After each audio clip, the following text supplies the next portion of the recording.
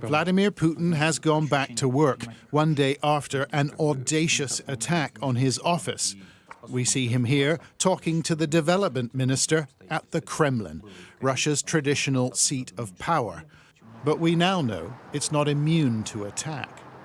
In what seems to be a spectacular failure of security, the complex was hit by 2 drones. But how did this happen, and who's responsible?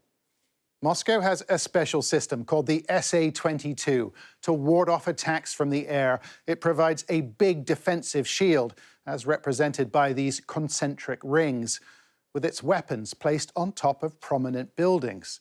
This one pictured on the roof of the Defense Ministry.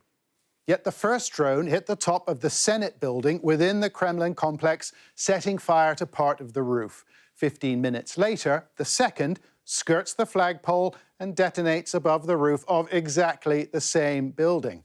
Experts wonder whether the defense shield had been switched off.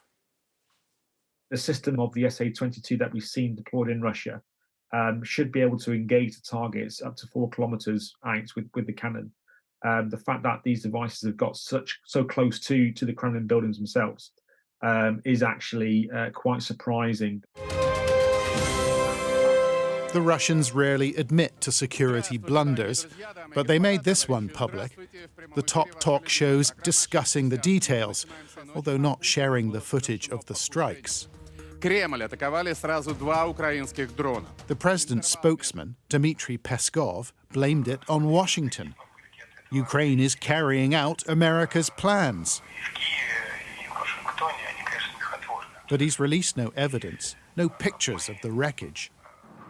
Some think the Russians carried out this attack themselves.